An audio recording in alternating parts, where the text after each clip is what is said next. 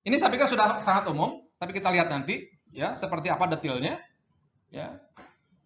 Sekali lagi, kalau ini merujuk ke Tesmer ini, ya merujuk ke Tesmer ya, Martin, salah kebalik, Martin Tesmer. Ya.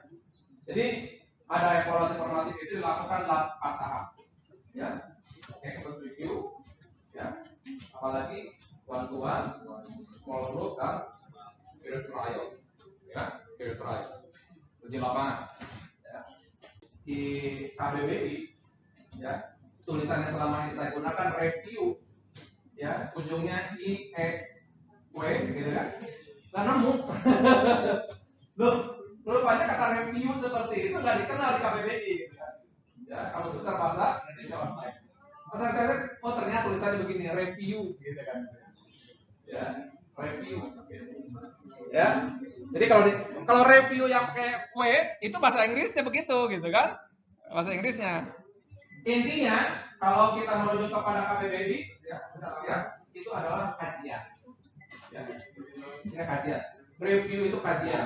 Kita mengkaji, menelisik, ya, menelisik produk yang sedang kita review. Gitu, ya. Sekali lagi, review ahli dalam proses di mana seorang atau beberapa ahli melakukan review terhadap produk kasar atau masih dalam rancangan. Draft, kalau kita sebut dengan draft, gitu kan, rancangan kasar. Masih berupa naskah atau storyboard untuk menentukan kelebihan dan kelemahan. Saya ingatkan dari awal, mungkin akan terulang-ulang juga. Kalau Anda mengembangkan sebuah produk nanti ya, kalau bentuk video misalnya gitu kan, itu diupayakan tahapan-tahapannya memang dievaluasi. Atau setiap tahapan produk setiap tahapan dievaluasi. Jadi kalau misalnya membuat video Anda buat storyboard, sebaiknya sebelum diambil gambarnya gitu kan, dengan menggunakan storyboard tersebut, storyboardnya dievaluasi dulu, ya, supaya kalau ada kesalahan-kesalahan tidak fatal gitu, ya. Kalau tidak dievaluasi dulu langsung diambil gambar, nah, kalau sudah diambil gambar itu kemudian baru dievaluasi, nah repot ngebongkarnya gitu kan. Anda mesti mengambil gambar ulang, itu biasanya perlu waktu dan biayanya lebih besar lagi.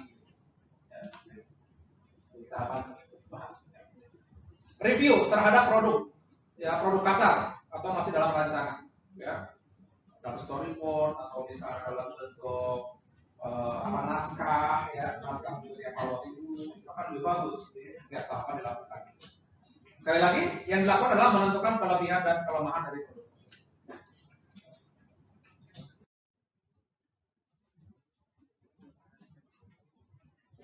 Dalam satu review ahli, seorang ahli diberikan satu draft kasar tadi, ya, misalkan naskah atau storyboard untuk dikaji dan diberikan serangkaian pertanyaan-pertanyaan telah ditentukan sebelumnya. Biasanya evaluator ikut bersamanya. Nah, ya. Biasanya evaluator ikut bersamanya dan mencatat komentar-komentar ahli serta menanyakan hal-hal lain. Yang selama ini saya silakan melalui wawancara.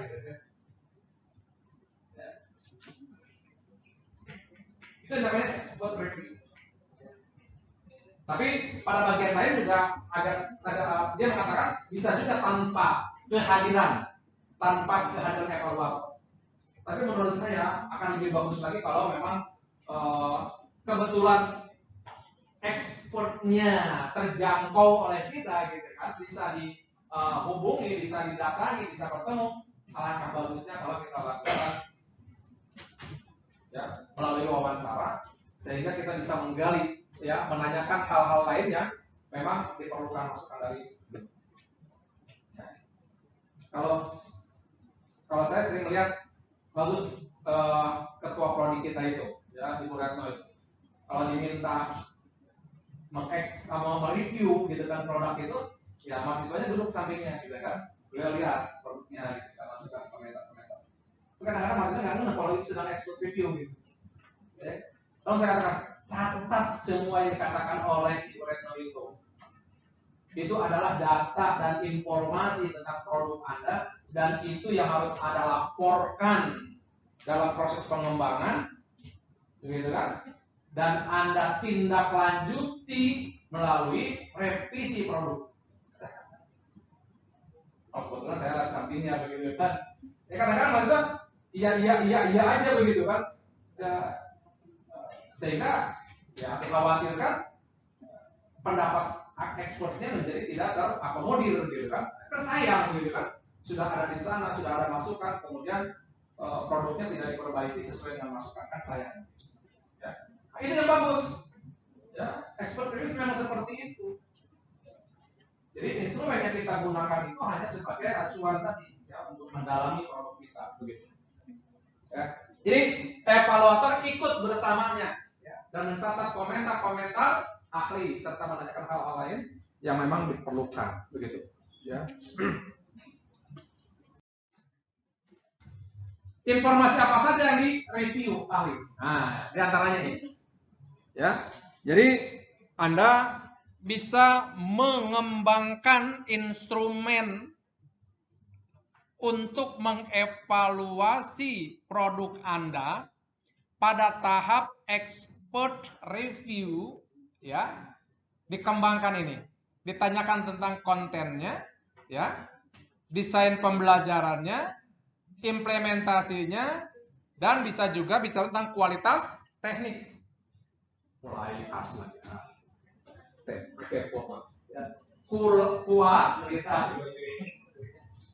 kualitas teknis, atau mungkin berkaitan dengan media ini juga kalau memang itu terkait dengan media, ya. Kemudian tentang materi konten, tentang kelengkapan dari materi itu. Ya.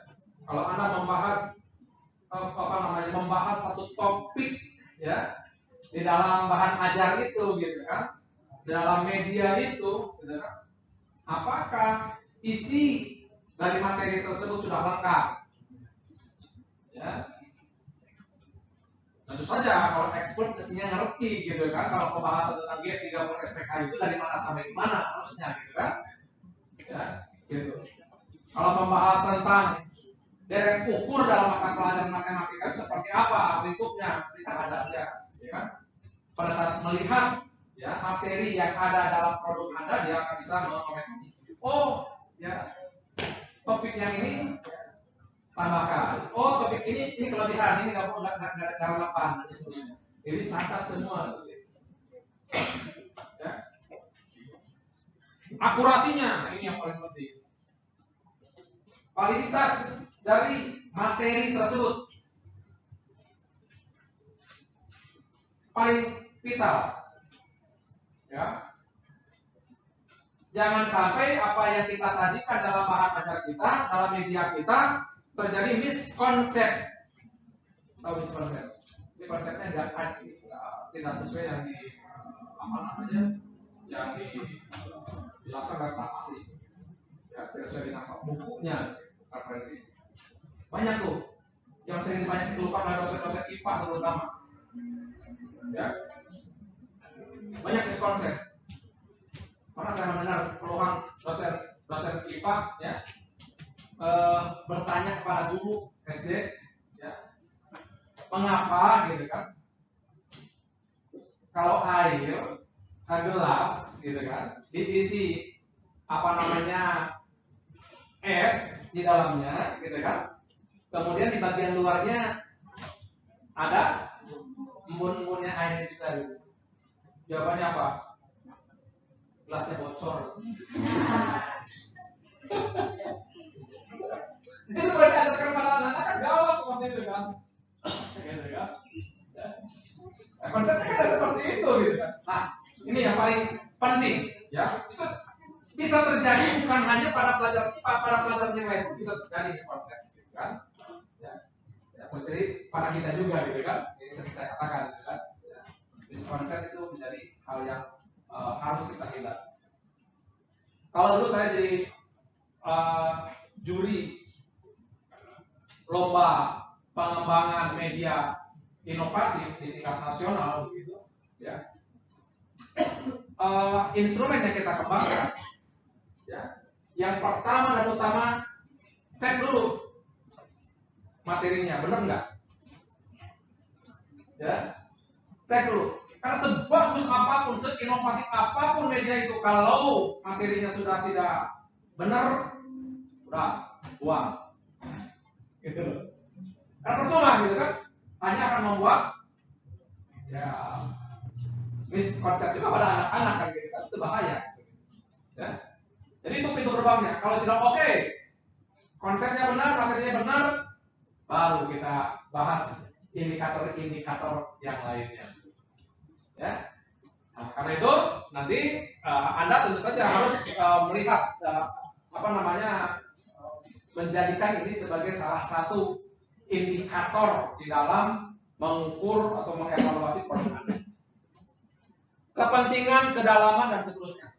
Ya. Tingkat kepentingan ini materi penting nggak sih? Gitu. Ya. Materi ini up to date nggak sih? Gitu. Ya. Jangan-jangan materi ini adalah materi yang sudah jadul gitu, yang sudah tidak lagi dibahas lagi dalam lingkup disiplin ilmu tersebut. Gitu. Ya. Nah, itu juga dibahas. Jadi silakan nanti tambahkan aspek-aspek yang lain tentang kedalaman, keluasan dan cakupannya tadi. Ya. Ya. Jadi salah satu informasi yang harus dikaji oleh ahli adalah tentang materi. Tentu saja nanti yang mengkaji expertnya adalah subject matter expert, ya, subject matter expert. Jadi ahli dalam bidang materi tersebut, gitu. Ya. Jadi jangan hanya tentang keakuratan materi kepada ahli media, gitu. Nah, itu juga pasti nggak akan valid nanti informasinya. Ya. Karena itu nanti membuat peta, yang membuat kisi-kisinya itu harus terbaca. Gitu. Identifikasi dulu semua ini, gitu kan? Semua ini nanti baru petakan. Oh, topik ini, gitu kan? Indikator ini kita tanyakan ke ahli materi. Oh, yang ini ahli apa? Ahli pembelajaran, gitu kan? Oh, ini ahli ke guru juga boleh. Oh, ini misalnya terkait dengan teknis, ke ahli media. Tapi juga bisa ada irisan juga, ya, bagian-bagian tertentu sehingga tentang tujuan pembelajaran, mungkin materi juga bisa ahli materi. Nah, tentu saja sekali lagi analisis Anda untuk memetakan, ya, satu indikator itu relevannya ditanyakan kepada siapa, ahli yang mana, itu juga menjadi penting. Ya, dalam membuat kisi. Ya. Ini guys, gambaran umum ya. Yang lebih detailnya nanti tentu saja bergantung kepada produk yang Anda kembangkan. Ya. Produk yang Anda kembangkan yang akan menjadi dasar yang paling konkret apa yang harus dievaluasi. Dan itu tentu saja sekali lagi harus didasarkan kepada kajian teori atau kajian pustaka lah. Ya, dari hasil kajian pustaka. Terkait dengan gambaran sebenarnya karena sudah teorinya, ya, gambar-gambar seperti apa, video untuk sebuah media dan seterusnya itu harus dievaluasi berdasarkan kajian teori. Ya, dikembangkan menggunakan instrumen berdasarkan kajian. Ya, oke, garis besarnya ini. Ya. Bisa kemudian apa? Kesesuaian dengan karakteristik siswa. Karena itu kalau Anda mengembangkan sebuah produk, ya, sebaiknya ada kajian tentang karakteristik siswa atau calon pengguna produk yang Anda kembangkan itu. Ya, gitu. Apalagi ini materi bisa kaitan dengan sana evaluasi tesnya ketepatan dan seterusnya, ya, ketepatan pemilihan media, kebenaran bagi siswa dan seterusnya. Ya, implementasinya terkait dengan kemudahan penggunaan, kesesuaian dengan lingkungan belajar, kompatibilitas, ya, dan seterusnya. Ya. Ini adalah informasi-informasi yang mesti Anda kumpulkan. Ya. Ahli, kalau kita bicara ahli, ya, TESMA ini mengelompokkan menjadi beberapa ahli. Ya. Di antaranya itu subject matter expert, ahli materi. Siapa dia? Orang yang telah memperoleh pengetahuan yang penuh tentang topik pembelajaran. Orang ahli tersebut, misalnya profesor keuangan, wah, tidak haruslah, ya, tidak harus itu. Mungkin dalam bidang kita, ya, dosen Anda cukuplah, ya. Kalau bicara tentang substansi, ya, kalau bicara tentang substansi, usahakan minimal dosen, ya. Tapi nanti kalau sudah bicara tentang teknis pelaksanaan, oke, kita bisa meminta guru sebagai expert, karena dia sebagai praktisi.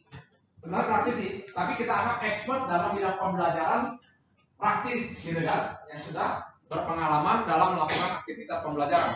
Ya, karena itu pada tahap implementasi kita bisa memanfaatkan, meminta guru atau wijaiswara sebagai expert juga, begitu ya, sebagai expert juga. Ya. Oke, Chart dan Hawkins dalam penelitiannya menemukan bahwa guru secara unik merupakan ahli pembelajaran. Ya, ahli dalam teknis ini dia punya pengalaman tentang implementasi pembelajaran. Mereka dapat mengevaluasi dengan baik antara kesesuaian pembelajaran dengan konteks pembelajaran yang diharapkan. Harapannya begitu. Ya. Tapi sekali lagi tentu saja kita juga harus pilih-pilih. Ya. Kita juga harus selektif di dalam memilihnya. Ya. Agar informasi yang kita peroleh akurat, gitu kan, sehingga bisa kita tindak lanjuti untuk memperbaiki. Jadi jangan asal ada gitu, ya, jangan asal ada. Gitu. Jadi dosen susah, pula guru aja yang ada. Kebetulan guru saya waktu SMA dulu, gitu kan, seperti itu kan, sudah kenal dengan saya, gitu kan. Atau tetangga aja gitu. Nah itu kalau pola-pola pikir seperti itu ya kita khawatir produknya itu jadi asal jadi juga begitu ya.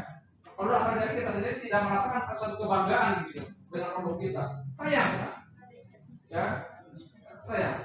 Jadikan apa yang kita hasilkan adalah sesuatu karya ya, paling tidak bagi kita ini karya monumental kita saat ini gitu kan. Besok berubah lagi, besok bertambah lagi, itu kan lebih bagus seperti itu. Ya.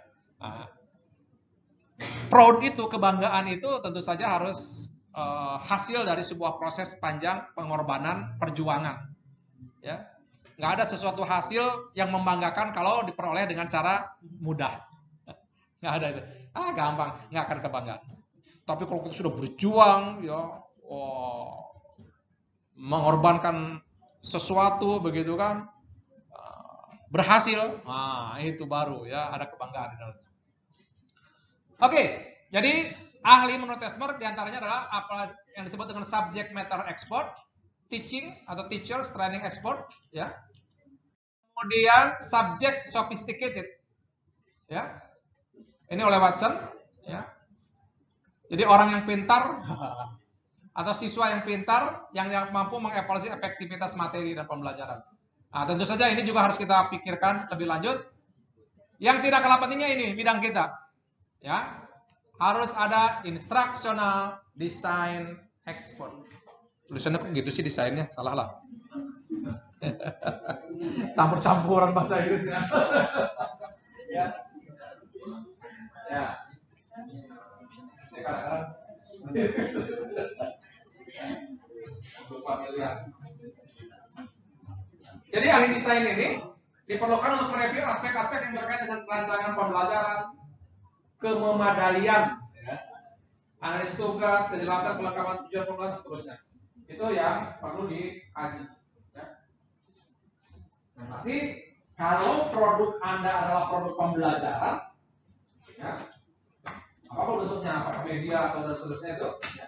Kalau Anda katakan ini adalah produk pembelajaran, mestinya kan produk tersebut membelajarkan siswa kan? Nah, pada saat membelajarkan siswa ada komponen-komponen pembelajaran di dalamnya. Nah itu ditanyakan, dikonsultasikan, dimintakan kepada ahlinya untuk mereview kira-kira komponen-komponen pembelajaran ya, di dalam media saya ini, dalam produk saya ini sudah lengkap apa belum? Ya. Sudah menunjukkan sebagai sebuah sistem yang utuh apa belum? Ya. Kalau di sana ada rumusan tujuannya, diminta direview rumusan tujuannya sudah benar apa belum, dan seterusnya. Gitu kan? Kalau belum, ya bagian yang mana, ya kan? Dari sekian tujuan itu tujuan yang mana yang masih belum memadai? Semuanya nangislah, gitu kan? Semuanya, ya. Minta petunjuk arahan, ya. Bagian yang mana diperbaiki, cara memperbaikinya seperti apa? Detail seperti itu, ya. Itu. Dengan informasi tersebut maka kita perbaiki, ya. Production export, ya. Ahli produksi khususnya terkait dengan media pembelajaran. Mungkin ini adalah media ekspor, ya.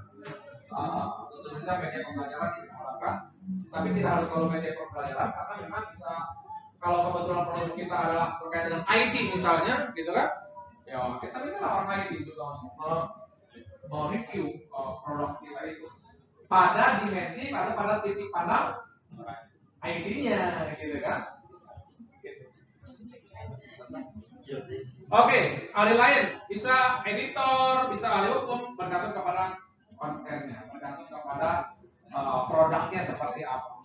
Nah, karena itu kejelian Anda mengidentifikasi produk yang kita buat itu sebenarnya meliputi, gitu kan, atau melibatkan atau mengandung unsur apa saja. Gitu. Oh, di dalamnya ada medianya, oh di dalamnya ada pembelajarannya, oh di dalamnya ada kontennya, oh di dalamnya ada aspek hukumnya, gitu. Oke, itu berarti orang-orang itu dimintai reviewnya, gitu kan. Sekali lagi kita yang mengarahkan dengan instrumennya. Tolong ya, yang dievaluasi aspek-aspek ini harus kita dalami. Jadi pada saat mengevaluasi itu kita kejar kedalamannya, bukan keluasannya. Ya kan? Kalau keluasannya sudah kita petakan, sudah kita batasi, karena sudah kita bagi-bagi. Oh ini expert ahli materi, oh ini ahli pembelajaran dari media, tapi pendalamannya ya. Oke, itu adalah kategorinya.